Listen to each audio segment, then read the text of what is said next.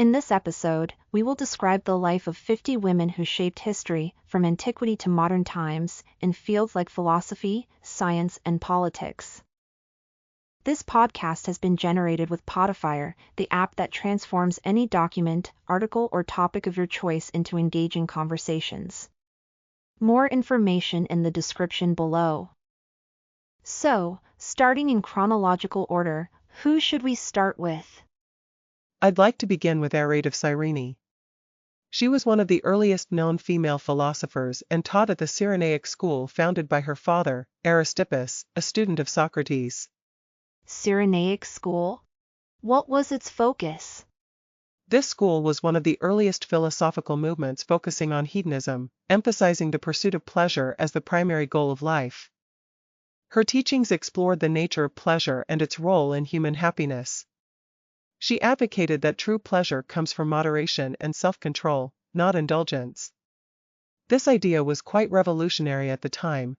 Arete herself was a remarkable thinker, reputed to have educated 110 philosophers over her 35-year career. Her legacy was continued by her son, Aristippus the Younger. So, she was influential in her own right, not just through her family connections? Absolutely. Arete's role was significant in an era when female philosophers were rare. She championed the philosophical idea that personal happiness could be achieved through knowledge and wisdom, a novel thought for her time. Moving on to Diotima of Mantinea, she's another pivotal figure. Although her existence is debated, her influence is undeniable through Plato's dialogues, particularly in the Symposium. What was her contribution to philosophy? Diotima introduced the concept of Platonic love.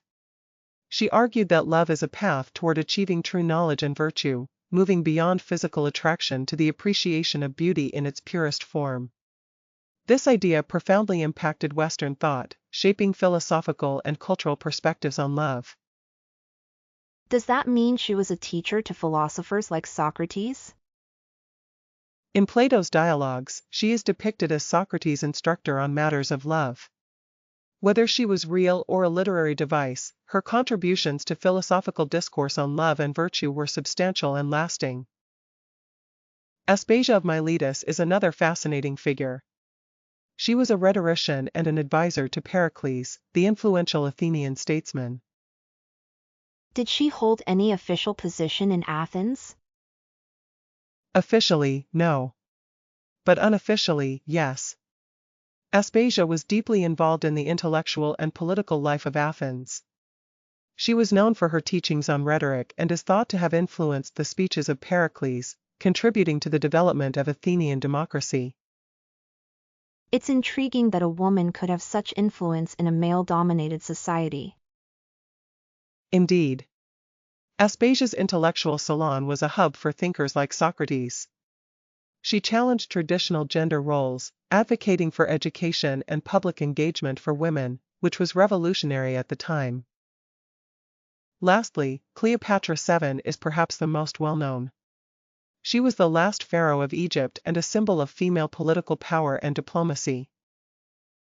Most people probably know her story, but what should we really focus on regarding her influence? Cleopatra's legacy goes beyond her romantic liaisons. Her strategic skills in maintaining Egypt's independence against Rome's expansion were exceptional. She was a linguist, a naval commander, and an astute politician who knew how to leverage alliances to her advantage. Her bilingual prowess allowed her to communicate effectively with both her Egyptian subjects and Roman allies. Cleopatra's reign marked the end of the Ptolemaic dynasty and the beginning of Roman Egypt, bridging two great civilizations.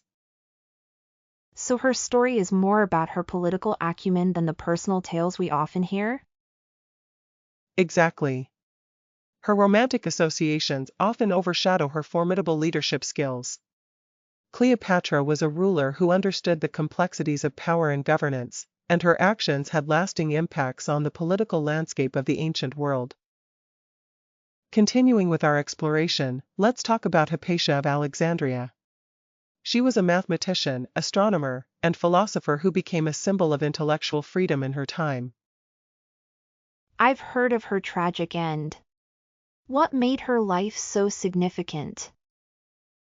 Hypatia was one of the leading scholars in the lineage of the Neoplatonist school in Alexandria. Her work on geometry, algebra, and astronomy was groundbreaking. She is credited with the invention of the hydrometer and contributed to the development of the astrolabe, which was crucial for navigation. So she was a scientist as well as a philosopher? Exactly. Hypatia's life exemplified the unity of philosophy and science, challenging the separation of these disciplines. Her teachings attracted students from all over the Mediterranean, and she maintained a significant correspondence with the scholarly community. Moving forward in time, we encounter Theodora of Byzantium. She was an empress and a political philosopher during the 6th century, known for her influence on legal reforms. What kind of reforms are we talking about? Theodora championed laws that expanded women's rights and improved their legal standing. She worked on legislation that prohibited forced prostitution, allowed women to own property, and ensured greater protection in divorce cases. Her advocacy extended to religious minorities, promoting tolerance and inclusivity in a diverse Byzantine Empire. It's impressive she could implement such changes.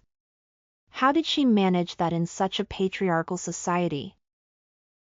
Theodora wielded significant power alongside her husband, Emperor Justinian. She used her political acumen and influence to shape policy, often engaging directly in governance. Her background as an actress, which was considered lowly at the time, gave her a unique perspective that she used to advance progressive reforms.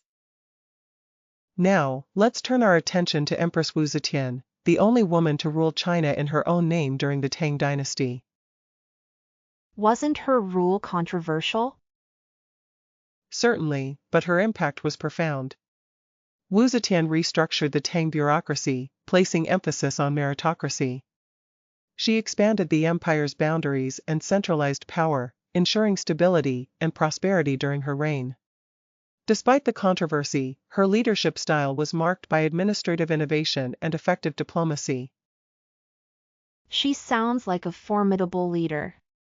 How did she secure her position? Wu Zetian was adept at navigating court politics, using alliances and strategic marriages to consolidate her power. She also promoted capable individuals based on merit rather than lineage, which was a significant departure from tradition. Her policies laid the groundwork for future governance models in China. It's interesting how these women, despite the societal barriers, managed to exert such influence. Indeed. Their stories are not just about overcoming obstacles but about reshaping the very structures that sought to limit them. Each of these women left a legacy that transcended their lifetimes, influencing subsequent generations and setting precedents for women in leadership roles. Continuing with our journey, Hildegard of Bingen is a remarkable figure from the Middle Ages. She was a mystic, naturalist, and composer, whose work pioneered a holistic approach that linked nature, medicine, and spirituality. Was she involved in medicine as well as music? Yes, her contributions to medicine were profound. Hildegard authored several texts that combined herbal medicine, health, and spirituality, which were revolutionary at the time. Her book Physica explored the healing properties of plants, animals, and stones, reflecting her belief in the divine connection between the cosmos and the human body. How did she balance her spiritual beliefs with scientific inquiry? Hildegard saw no contradiction between the two. Her visions, which she claimed were divine, guided her understanding of the natural world and its healing potential. She believed that by studying nature, one could gain insight into God's creation, and this belief drove her holistic approach. Next, we have Trota of Salerno, a physician from the 11th century. Her work was foundational in medieval medicine, particularly in women's health and obstetrics. What makes her contributions stand out? Trota was one of the first known female physicians in medieval Europe. She authored texts that became part of the Trotula, a collection of medical writings that focused on women's health issues, such as childbirth and gynecology. Her work provided practical and accessible health advice at a time when such knowledge was scarce. Did her writings influence later medical practices? Indeed, they did. The Trotula was widely circulated and used in medical schools across Europe for centuries. Trota's emphasis on empirical observation and treatment of women's health needs was a significant step forward in medical practice. Shifting focus to Christine de Pizan, she was a philosopher and writer who articulated an early feminist vision of society. She was the first European woman to earn a living through writing. What did she write about that was so impactful? Christine's works, such as the Book of the City of Ladies, challenged the misogynistic views of her time. She argued for the intellectual and moral equality of women, using historical examples to advocate for their potential contributions to society. Her writing provided a counter-narrative to the prevalent negative stereotypes about women. Was her work widely accepted? While Christine faced opposition, her writings gained attention and respect. She corresponded with leading intellectuals and managed to influence the discourse on women's roles in society. Her work laid the groundwork for later feminist thought. Finally, let's talk about Isabella I of Castile. She played a crucial role in uniting Spain and initiating European imperial expansion by funding Columbus's voyage. How did she manage to unite Spain? Isabella's marriage to Ferdinand of Aragon was a strategic alliance that led to the unification of Spain. Together, they completed the Reconquista, reclaiming territories from Muslim rule, which solidified their power and paved the way for a centralized Spanish monarchy.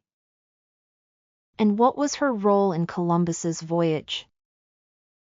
Isabella's decision to sponsor Columbus was driven by the desire to find new trade routes and spread Christianity.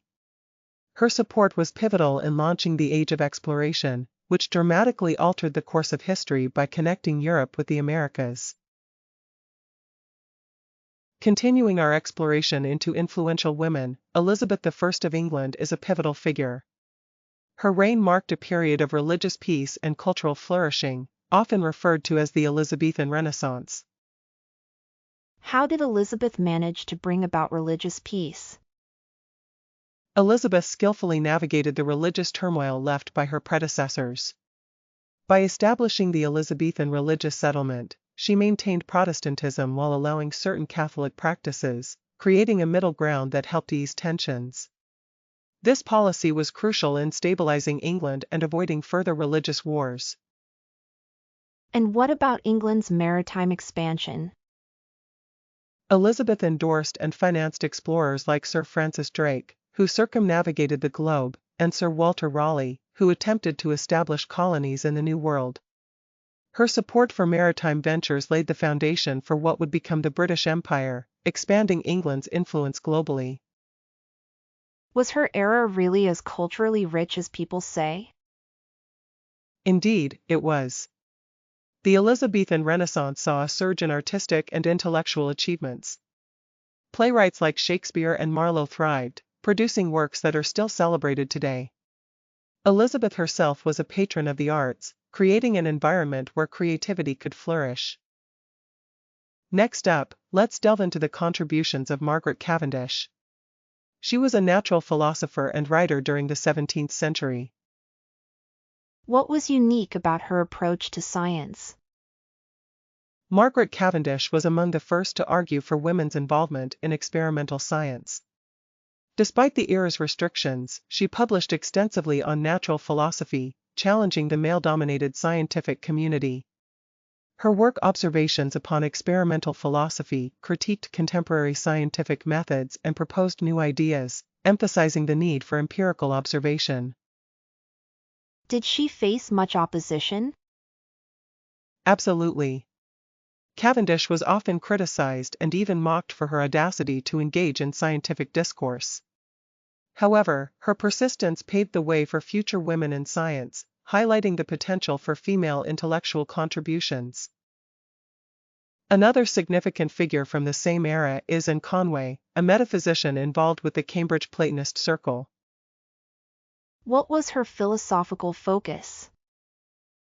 and Conway's work centered on metaphysics and the nature of existence. Her book, The Principles of the Most Ancient and Modern Philosophy, challenged the mechanistic view of the universe prevalent at the time. She proposed a more holistic approach, considering the spiritual and material worlds interconnected. Did her ideas influence others? Yes, her philosophical ideas resonated with many contemporaries and later thinkers. Conway's correspondence with notable philosophers like Henry Moore and Gottfried Leibniz reflects her influence. Her integration of spirituality into philosophical discourse offered an alternative perspective that enriched metaphysical debates. Continuing from Conway's influence, it's fascinating how her ideas of a vitalist, monistic universe would later resonate with philosophers like Leibniz and Spinoza. But let's move forward to another remarkable figure, Émilie du Châtelet. She was involved with Newton's theories, right? Correct. Émilie du Châtelet was a physicist and mathematician who translated and clarified Newton's Principia Mathematica into French. Her translation included commentary that expanded on Newton's work and made it accessible to a broader audience. She also made significant contributions to the concept of energy conservation. Energy conservation? How did she define it? Émilie formalized the idea that energy is a conserved quantity in physical processes. Her work on kinetic energy, particularly the distinction between force and energy, laid the foundation for future developments in physics. She emphasized the importance of empirical evidence and mathematical precision in scientific inquiry. Another trailblazer in the realm of physics was Laura Bassi. She was the first female physics professor in Europe and a natural philosopher. How did she contribute to the field of physics? Laura Bassi was instrumental in bringing Newtonian physics into Italian academia. Despite societal barriers, she held public lectures and conducted experiments, demonstrating the practical applications of Newton's theories. Her work emphasized the importance of scientific education and paved the way for women in academia. Wasn't it rare for women to hold such positions at the time? Extremely rare. Bassi's appointment was groundbreaking. She advocated for collaborative research and was actively involved in scientific societies, challenging the norms and expectations of her era. Her success demonstrated the potential of women to contribute to scientific advancement. Shifting gears to political thought, Olympe de Gouges was a significant figure in feminist political theory. She authored the Declaration of the Rights of Woman and the Female Citizen. What was the impact of her declaration? Olympe's declaration was a pioneering document that challenged the exclusion of women from the political rights outlined in the French Revolution. She argued for equal rights, including political participation and legal equality for women. Her work laid the groundwork for future feminist movements, advocating for the recognition of women's contributions to society. How was her work received at the time? Olympe de Gouges faced significant backlash for her views. Her progressive ideas were seen as radical, and she was ultimately executed during the Reign of Terror. However, her legacy endured, inspiring future generations to continue the fight for gender equality in political and social spheres. Continuing our exploration of influential women, Mary Wollstonecraft is a significant figure in the realm of philosophy. Her work, A Vindication of the Rights of Woman, laid the intellectual groundwork for modern feminism. What arguments did she make in her book? Wollstonecraft argued that women are not naturally inferior to men but appear so only because they lack education. She called for equal educational opportunities, emphasizing that women should be treated as rational beings capable of contributing to society beyond domestic roles. Her ideas were foundational in promoting gender equality. Was her work immediately influential? Initially, her ideas faced resistance, as they challenged deeply entrenched gender norms. However, over time, her arguments gained traction and inspired future feminist thinkers, highlighting the importance of education and autonomy for women. Transitioning to a different sphere, Catherine the Great of Russia was a formidable ruler who expanded and modernized Russia during her reign. How did she influence Russia's development? Catherine the Great implemented various reforms that modernized the Russian administration, legal system, and education. She corresponded with Enlightenment thinkers and sought to bring Enlightenment ideals to Russia. Her territorial expansion significantly increased Russia's size and influence in Europe. Were her reforms well received? While Catherine faced opposition from conservative factions, her efforts to modernize Russia were largely successful. Her reign is often seen as a period of cultural renaissance, with advancements in arts and sciences reflecting her commitment to progress.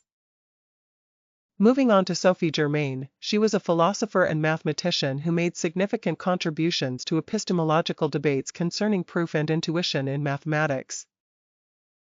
What were her main contributions to mathematics? Germain was instrumental in advancing number theory. Despite societal barriers, she corresponded with renowned mathematicians like Carl Friedrich Gauss, contributing to the development of Fermat's last theorem. Her work on elasticity theory won her recognition from the French Academy of Sciences. Why was her approach to mathematics unique? Germain's approach combined rigorous proof with intuitive insight.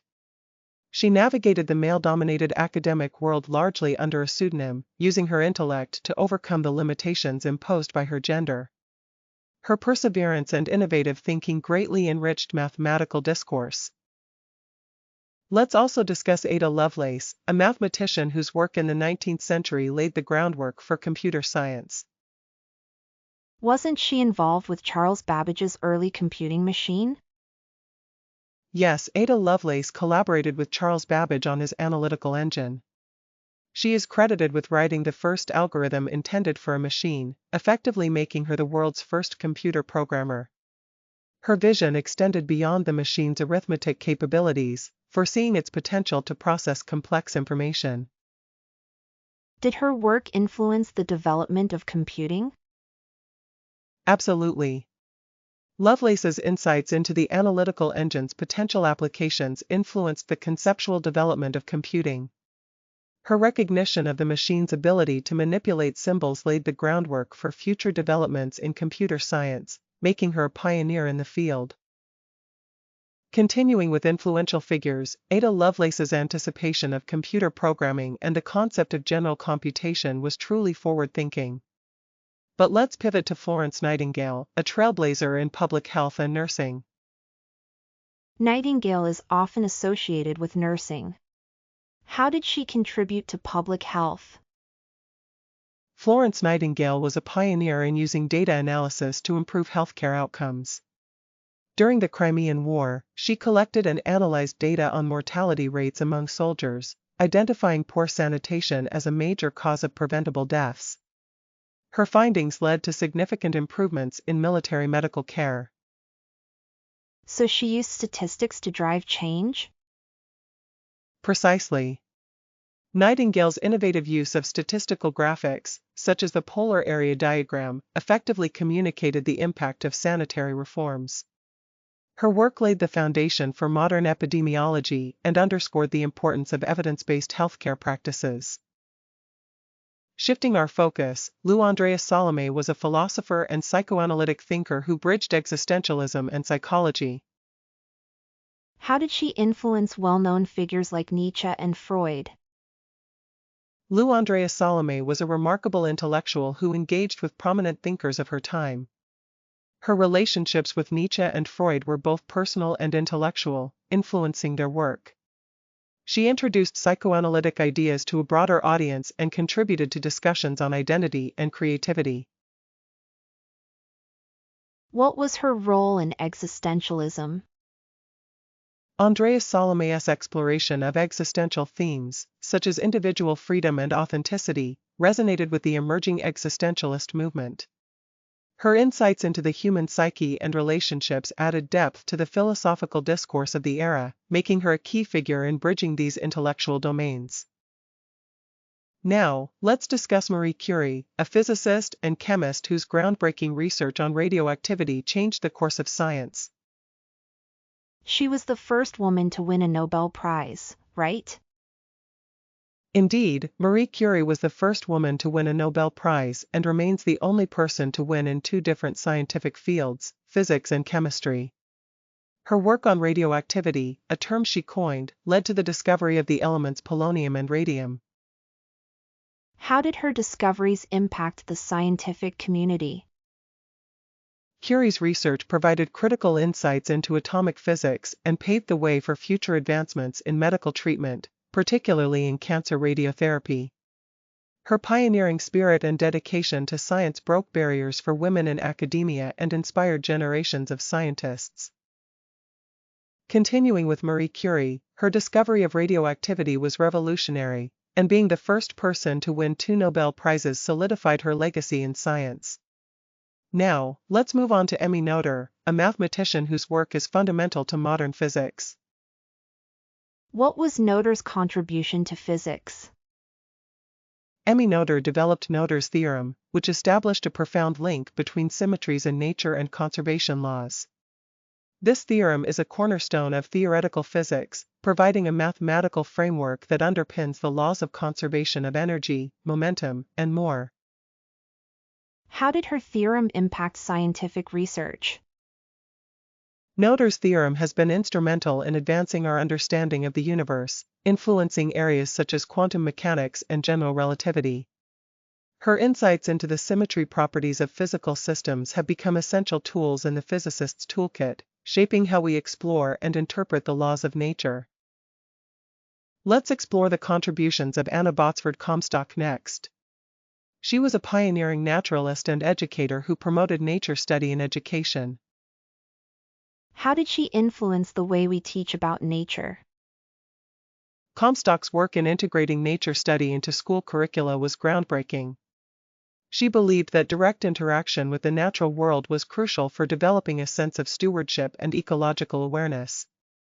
Her book, Handbook of Nature Study, became a seminal resource for teachers, encouraging hands-on learning and observation. Did her approach to education have a lasting impact? Absolutely. Comstock's emphasis on experiential learning inspired generations of educators and students, fostering an appreciation for the environment. Her advocacy for outdoor education helped lay the groundwork for modern ecological and environmental education programs. Now, turning to Edith Stein, also known as Saint Teresa Benedicta of the Cross, she was a phenomenologist whose philosophical works explored the nature of human consciousness. What is phenomenology, and how did Stein contribute to it? Phenomenology is a philosophical approach that seeks to understand the structures of experience and consciousness.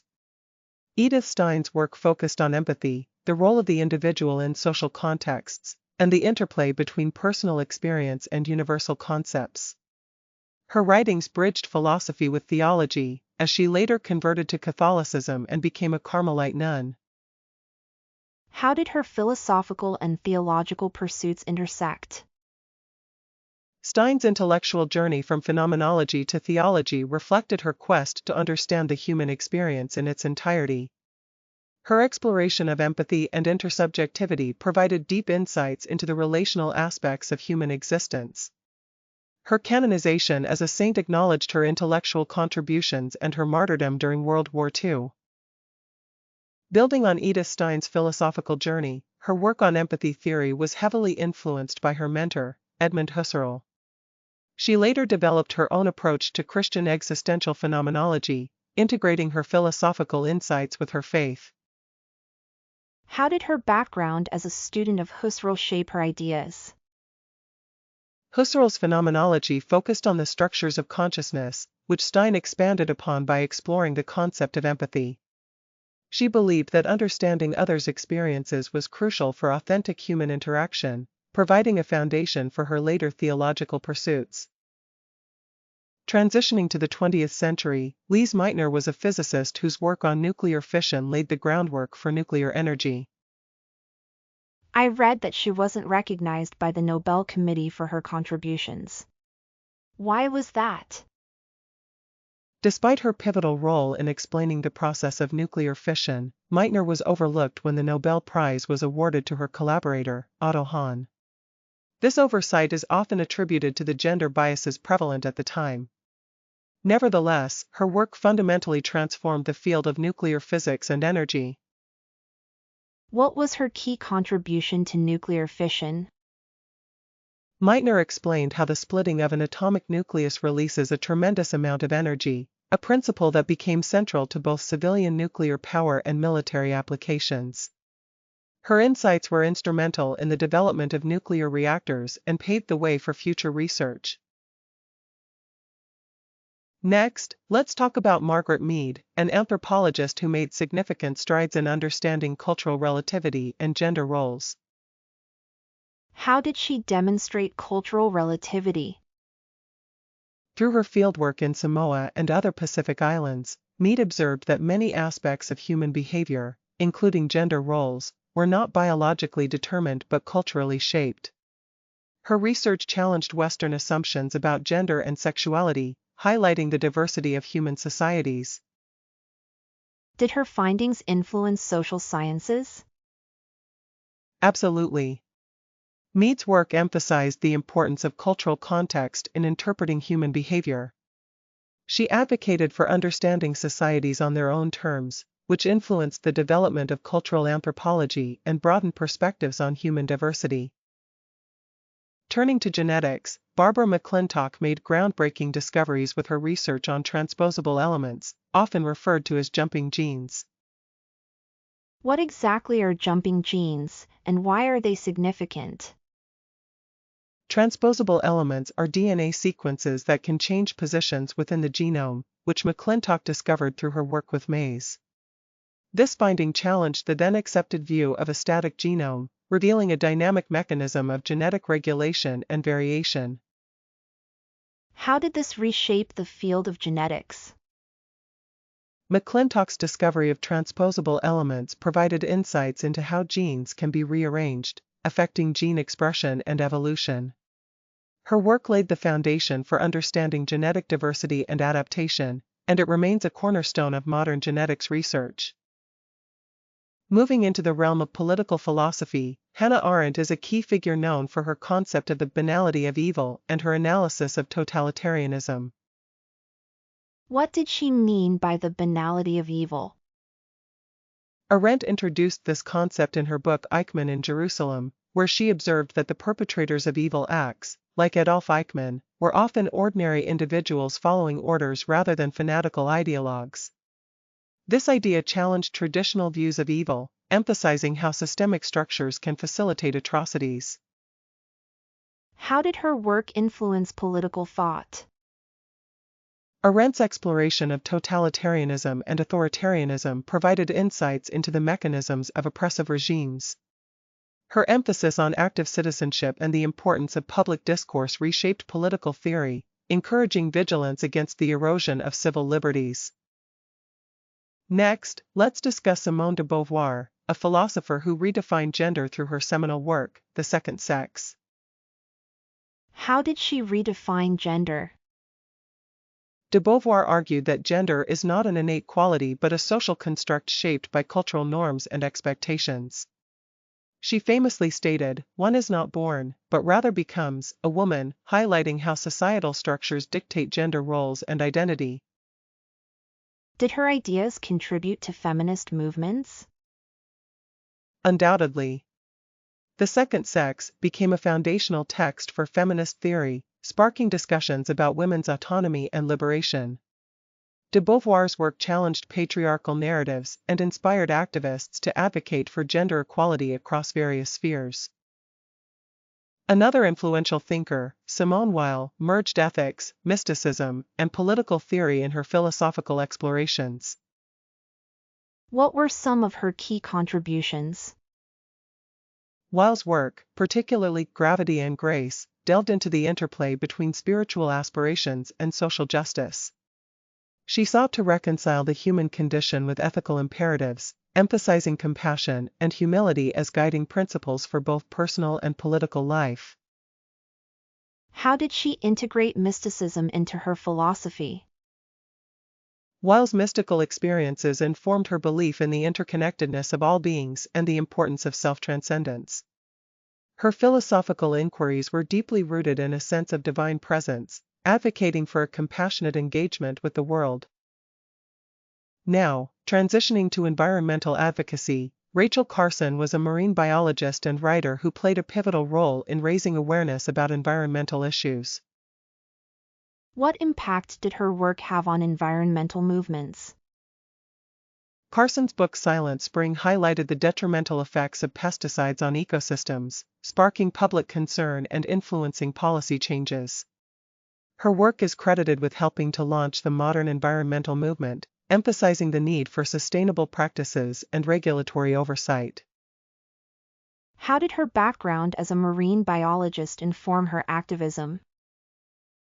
Carson's scientific expertise provided a solid foundation for her environmental advocacy. Her ability to communicate complex ecological concepts to a broad audience mobilized public support and emphasized the interconnectedness of human actions and natural systems. Continuing from Rachel Carson's impact on environmental advocacy, let's delve into Dorothy Hodgkin, a chemist whose contributions to biomolecular structures were groundbreaking. What were some of her key achievements in chemistry? Hodgkin utilized X-ray crystallography to determine the structures of important biomolecules, including vitamin B12 and insulin. Her work on vitamin B12 earned her the Nobel Prize in Chemistry, and her determination of insulin's structure was pivotal for advancements in diabetes treatment. How did her work influence the field of chemistry? Hodgkin's advancements in X-ray crystallography refined techniques that became essential for molecular biology and biochemistry. Her ability to elucidate complex structures paved the way for a deeper understanding of biomolecular functions, influencing drug development and medical research. Now, let's turn to Indira Gandhi, who played a central role in shaping post-colonial leadership as the Prime Minister of India. How did she centralize Indian politics during her tenure? Gandhi's leadership was marked by efforts to strengthen central authority, which she achieved through political reforms and by declaring a state of emergency in the mid-1970s. Her policies aimed to consolidate power and address socio-economic challenges in India, though they were often controversial. What model of leadership did she establish? Gandhi's approach emphasized a strong central government with a focus on self-reliance and modernization. Her leadership style influenced other post-colonial nations, demonstrating the complexities of navigating national unity and development amid diverse political landscapes. Moving on to Rosalind Franklin, she was a chemist whose X-ray diffraction work was crucial in uncovering DNA's double helix structure. Why is her contribution often highlighted in discussions about DNA? Franklin's X-ray diffraction images provided critical evidence for the helical structure of DNA. Her precise and detailed work allowed Watson and Crick to build their model of DNA, a groundbreaking discovery that transformed genetics. Unfortunately, her contributions were not fully recognized during her lifetime. How has her legacy been acknowledged since then? Franklin's role in the discovery of DNA structure has been increasingly acknowledged over the years. Her meticulous research laid the groundwork for molecular biology, and her story has become emblematic of the challenges women faced in gaining recognition in the scientific community. Continuing our conversation into more contemporary figures, let's talk about Sylvia Wynter, a philosopher of culture whose work has been foundational for decolonial thought. How did Wynter reconceive the concept of the human? Wynter challenged the traditional Western humanist perspective by proposing a more inclusive and diverse understanding of humanity. She critiqued the Eurocentric views that dominated cultural and intellectual discourse, advocating for a reimagining that acknowledges the multiplicity of human experiences and histories. What impact has her work had on decolonial thought? Wynter's ideas have been instrumental in shaping decolonial theory, encouraging a re-evaluation of historical narratives and power structures. Her work has inspired scholars to explore alternative frameworks that incorporate marginalized voices and perspectives, broadening the scope of cultural and philosophical inquiry. Turning to the natural world, Jane Goodall is a primatologist whose research transformed our understanding of animal cognition and empathy. What were some of her groundbreaking discoveries? Goodall's long-term study of chimpanzees in Gom Stream National Park revealed complex social behaviors and emotional depth previously thought to be unique to humans. She documented tool use and intricate social interactions, demonstrating the close evolutionary relationship between humans and chimpanzees. How did her research influence the field of primatology? Goodall's findings challenged existing notions of human uniqueness and emphasized the importance of conservation. Her empathetic approach to studying animals reshaped primatology, highlighting the moral considerations of animal research and inspiring efforts to protect endangered species. In the realm of biology, Lynn Margulis proposed the endosymbiosis theory, revolutionizing our understanding of evolution and cellular life. What is the endosymbiosis theory? Margulis's theory posits that complex cells, or eukaryotes, originated through symbiotic relationships between primitive prokaryotic cells. This idea suggests that organelles like mitochondria and chloroplasts were once independent bacteria that became integrated into larger cells, fundamentally altering our view of evolutionary processes. How was this theory received by the scientific community? Initially met with skepticism, Margulis's theory gradually gained acceptance as more evidence emerged. It has become a cornerstone in understanding cellular evolution, illustrating the collaborative nature of life and the interconnectedness of all organisms. Finally, in the political sphere, Margaret Thatcher was a significant figure as the first female Prime Minister of the United Kingdom. What were some key aspects of her leadership? Thatcher's tenure was marked by a strong emphasis on free market policies, deregulation, and reducing the power of trade unions. Her approach, often referred to as Thatcherism, sought to revitalize the UK economy but also sparked significant debate and resistance due to its social and economic impacts. Margaret Thatcher's neoliberal reforms redefined late 20th century politics, influencing global economic policies well beyond the UK. Now, shifting to a different realm of influence, let's discuss Val Plumwood, a philosopher and ecofeminist whose work critiqued the divide between humans and nature. What did Plumwood argue about the human-slash-nature relationship? Plumwood challenged the dualistic thinking that separates humans from nature, critiquing how this perspective underpins environmental degradation and gender inequality. She argued for an integrated approach, emphasizing our interconnectedness with the natural world and advocating for ecofeminism, which links ecological sustainability with social justice. How has her work influenced environmental philosophy? Plumwood's insights laid the groundwork for ecofeminist theory and environmental ethics. Her call to recognize the intrinsic value of all living beings and ecosystems has inspired movements towards more holistic and inclusive environmental policies, emphasizing the need for systemic change. Wangari Maathai, another luminary in environmental thought, was an environmentalist and political leader who founded the Green Belt movement. What was the Green Belt movement? Maathai's Green Belt movement focused on tree planting to combat deforestation and environmental degradation in Kenya.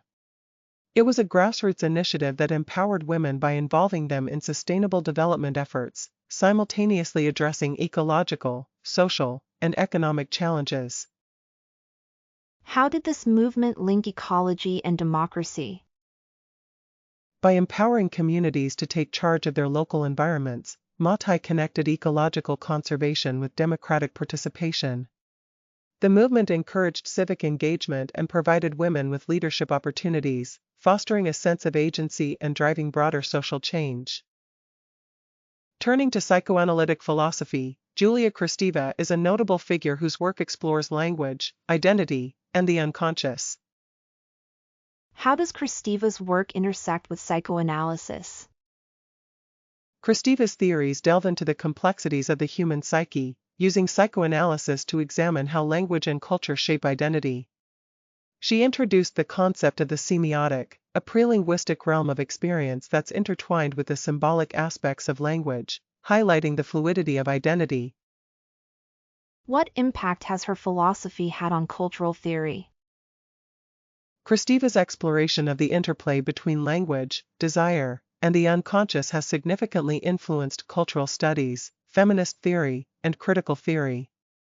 Her work provides a nuanced framework for understanding subjectivity and the role of language in constructing social realities. Continuing with Julia Kristeva, her development of semiotic theory and feminist linguistics, particularly in The Powers of Horror, has been groundbreaking in exploring the nuances of identity and expression. What does Kristeva's semiotic theory entail?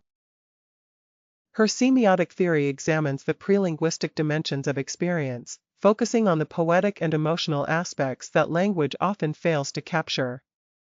This framework challenges traditional linguistic structures, offering a more fluid understanding of identity that embraces the complexities of human emotion and experience. Shifting to Angela Davis, a philosopher and political theorist whose work merges Marxism, feminism, and critical race theory, she has been a significant force in social justice thought. How does Davis integrate these diverse frameworks? Davis's scholarship and activism highlight the intersections between race, gender, and class. By merging these frameworks, she has exposed the systemic nature of oppression and advocated for transformative justice. Her work emphasizes collective action and the necessity of addressing the root causes of inequality. What impact has her work had on social justice movements? Davis has profoundly influenced movements such as Black Lives Matter and feminist activism. Her emphasis on intersectionality and her critique of the prison industrial complex have provided a comprehensive lens for understanding and dismantling systemic injustice, inspiring a new generation of activists. Next, let's discuss Martha Nussbaum, a moral and political philosopher renowned for developing the capabilities approach to human rights and ethics. What is the capabilities approach? The capabilities approach, pioneered by Nussbaum, focuses on what individuals are able to do and be, rather than what they have. It emphasizes the importance of enabling people to achieve their potential by providing the necessary opportunities and resources to lead fulfilling lives. How has this approach influenced human rights discussions? Nussbaum's framework has reshaped human rights discourse by prioritizing human dignity and agency. Her work has informed policy development and international frameworks, advocating for a more holistic understanding of well-being that goes beyond economic measures to include social and cultural dimensions. Has Nussbaum applied this approach to specific areas? Indeed, Nussbaum has applied the capabilities approach to various issues, including gender equality, education, and global justice. Her comprehensive analysis offers practical pathways for addressing disparities and fostering inclusive societies that respect and promote human dignity. As we continue exploring contemporary influential women, let's discuss Starhawk, an ecofeminist and activist known for bridging spirituality, feminism, and ecology. How did Starhawk integrate these diverse elements? Starhawk's work emphasizes the interconnectedness of all life, drawing from spiritual practices to inspire ecological activism and feminist principles. She has been instrumental in promoting eco-spirituality and the permaculture movement, advocating for sustainable living that respects both the planet and its inhabitants. What impact has her approach had on modern movements? Starhawk has inspired a shift towards integrating spiritual awareness with environmental stewardship. Her teachings encourage individuals and communities to cultivate sustainable practices that honor the earth, influencing contemporary discussions on ecological resilience and feminist activism. Turning to Donna Haraway, a philosopher of science, her Cyborg Manifesto has reshaped debates on feminism, technology, and posthumanism. What is the core idea of the Cyborg Manifesto? Haraway's Cyborg Manifesto challenges traditional boundaries between human and machine, suggesting that technology can be a tool for challenging hierarchical structures and gender binaries. She envisions the cyborg as a metaphor for the fluidity of identity in a technologically mediated world. How has this influenced feminist and technological discourse? Haraway's work has opened up new avenues for understanding the intersection of technology and identity. Her cyborg metaphor encourages a rethinking of gender and power dynamics, prompting academics and activists to explore more inclusive and diverse approaches to feminism and technology. Now, let's delve into the contributions of Vandana Shiva, a physicist and ecologist who has defended biodiversity and small-scale agriculture. What are Shiva's key criticisms of industrial farming? Shiva critiques industrial farming and GMO-based agriculture for their harmful impacts on biodiversity and local communities. She argues that these practices prioritize profit over ecological balance and food sovereignty, threatening the livelihoods of small-scale farmers and the health of ecosystems. What alternatives does she propose? Shiva advocates for agroecology and traditional farming methods that respect biodiversity and empower local communities. Her work emphasizes the importance of seed diversity and community resilience, promoting a model of agriculture that supports both environmental sustainability and social equity. Has her activism influenced global agricultural policies? Yes, Shiva's advocacy has raised awareness about the importance of sustainable agriculture and influenced policy discussions at both national and international levels. Her efforts have inspired movements to protect seed sovereignty and resist corporate control over food systems. As we wrap up our exploration of influential women, let's discuss Rosi Braidotti, a post-humanist philosopher pioneering post-human and feminist materialism. What does post-humanism entail in Braidotti's work?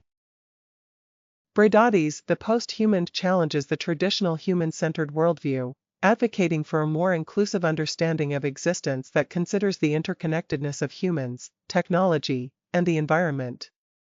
Her feminist materialism emphasizes the material realities of bodies and the socio-political structures that shape them. How has her philosophy influenced contemporary thought? Braidotti's work has encouraged scholars to rethink identity and agency beyond anthropocentric boundaries. Her approach has inspired new dialogues in feminist theory and environmental ethics, highlighting the complexity and fluidity of being in a technologically integrated world. Next, we have Karen Barad, a theoretical physicist and philosopher known for her theory of agential realism. What is agential realism, and how does it merge quantum physics with feminist epistemology? Barad's agential realism posits that reality is not a fixed entity but emerges through dynamic interactions among components within the universe. By integrating quantum physics with feminist theory, she challenges traditional notions of objectivity, emphasizing the role of observation and the entanglement of knowledge, matter, and meaning. In what way does this reshape our understanding of science and knowledge? Barad's framework redefines scientific inquiry by acknowledging the influence of the observer and the situatedness of knowledge. Her insights encourage a more relational and responsible approach to understanding the world, bridging the gap between the sciences and humanities.